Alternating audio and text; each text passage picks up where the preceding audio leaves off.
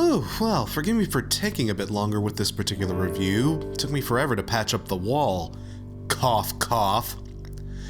Anyway, yeah, so Resident Evil is a series I have a bit of love for. Like, a lot. Resi 4 is one of my favorite games of all time, so much so that even my PS avatar is Derpy McStupidQuipper. Where's everyone going? Bingo?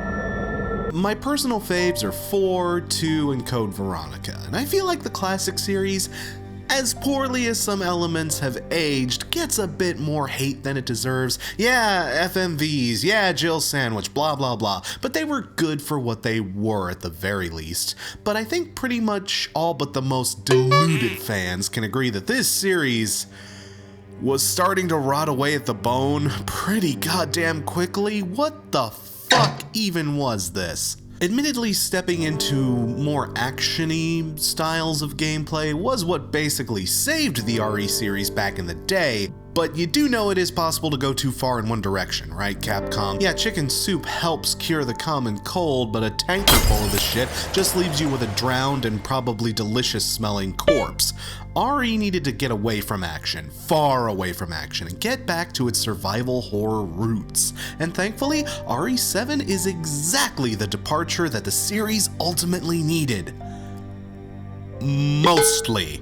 For one thing, in this game, for I think the very first time in a Resi title, you aren't a Special Forces agent, or a part of the Secret Service, or even some beefy dork with muscles and shitty tattoos. Nah, you're just some faceless schmuck named Ethan, and I do literally mean faceless. He may as well be a silent protagonist. They go way out of their way to give him as little character as possible, and you know what? Good. But given their track record with characters and development, yeah, don't touch him, homies.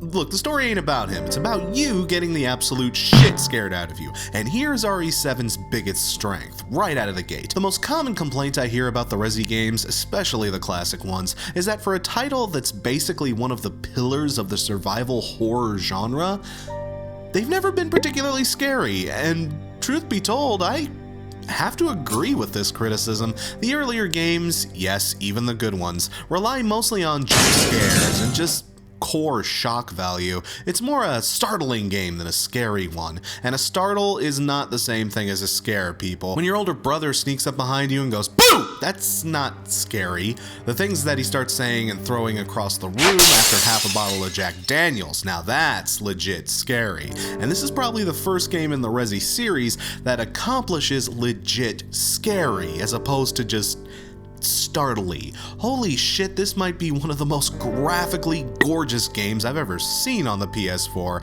and I've been playing a lot of Bloodborne lately, so that's saying something. Everything about the Baker house, from the decaying state of the wallpaper, to the horribly disgusting things you find in the fridges, to the ridiculous amount of detail in the faces of the bakers themselves, is just gorgeous. In, you know, the most disgusting way possible. That might not have been the best term to use there. The game is subtitled Biohazard, A, because it's a little nod to the Japanese title of the series, but mostly because B, they wanted this game to feel dirty, grimy, unsanitary, and revolting at every single corner. Every single door you open, every single room you enter, every single item you encounter has something disgusting and unsettling and gross about it. Well, except for the items that, you know, cap a bitch. When you're in the Baker house, that's exactly how you feel all the time. Disgusted. This is a game that actually pushes the PS4 to its limits, and man, does it use that power effectively. These graphics are exemplary. The revolting, decaying environment adds the perfect kind of raunchy atmosphere to the setting. When you run into the Bakers or one of the game's other foes, it always feels like it's gonna be a struggle to escape with your nondescript little face still attached to your skull. The combat in this game is clunky, and brother, it's exceptionally clunky. Not pre-director's cut days or anything, but compared to Call of Zombie Modern Stupid Hair, yeah, we've stripped things down a great deal. Ammo is scarce and enemies are tough. You can't go firing off willy-nilly, and you want to make certain you're going into every new encounter and boss fight as hulked up as humanly possible, because if you don't plan, aim, and target your shots carefully and strategically, it is going to fuck you over. I promise, people. No joke, I literally had to finish this particular boss fight right here with the goddamn pocket knife because I did run out of bullets. I had a pocket knife, he had a car. People, do not go in unprepared. But clunky combat and resource management has always been kind of a staple of the Resident Evil games. These are the guys that do it right.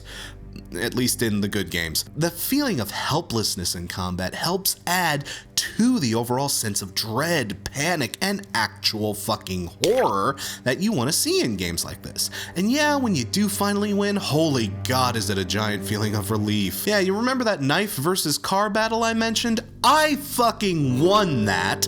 Holy god, I haven't felt that kind of satisfaction in bringing down a motherfucker since I took down the cleric beast without dying. I'm sorry, I've been playing a ton of Bloodborne lately. I should do a gaming chat about it, I don't know. Anyway, the white knuckle combat, the horrifying environment, the creepy, unsettling, and occasionally really funny Baker family. Do I have your attention, boy? You're about to see something wonderful. Oh, fuck! Come on, I know that scene is freaky the first time you see it, but tell me you didn't laugh your ass off the second time. Makes this one of the strongest Resident Evil titles in fucking years, if not a contender for best title in the series. Whoa, I said contender, not winner, just contender, okay? Chill. Honest to God, this game captures so much of that initial charm from the original series that it almost feels like a blast from the past. The scarcity of your resources, the genuine dread you feel when you hear or see enemies approaching, the interesting, if not occasionally frustrating puzzle design. Set the clock in the master bedroom to 10:45. There, I just saved you a fucking hour's worth of aimless wandering. But these were all things that sold us on the original Resi games back in the day, and this game recaptures that long-lost spirit of survival horror that the series was missing. And in addition to returning to its roots so well, the game does something that no other Resi game has done up to this point, really. It's actually really scary. Honest to God, I haven't had this much fun or legitimate scares with a horror title in a very long time. From what I've heard, the experience is even more bone-chilling in VR. Oh hey, the Battle Geek Plus guys have PSVR. Hey Ryan, how's that VR experience holding up for you?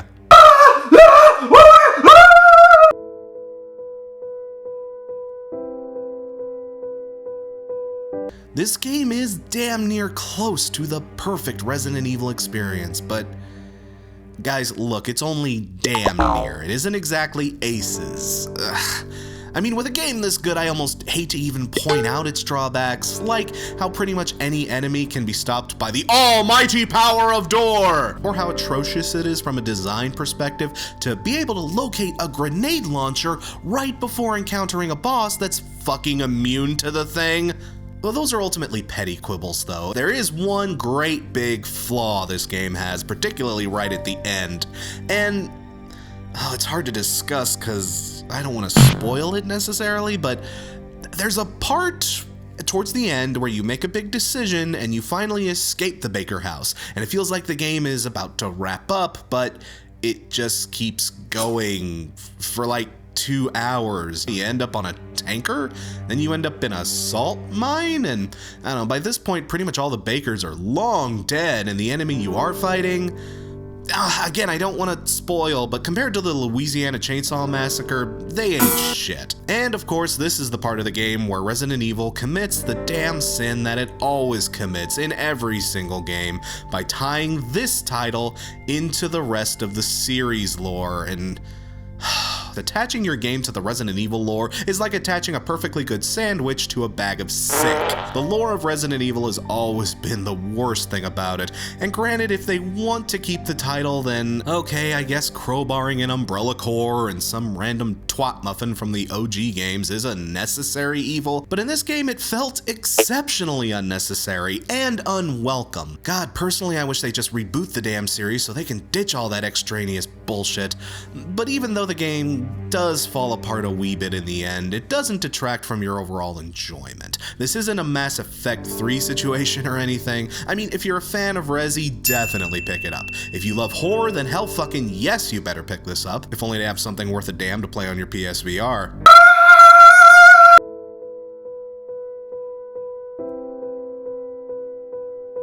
And you know what? Even if you're the type that can't play horror games without a package of Depends sitting next to your controller, I recommend at least watching it somewhere. Hell, pick your favorite Let's Player and let them handle the screams for you. You coward. But regardless, this game is an immense amount of fun and an immense amount of frights. It's bound to leave some variety of biohazard in your pants, so yeah, pick it up. Resident Evil 7 gets 4.5 best villains ever out of 5.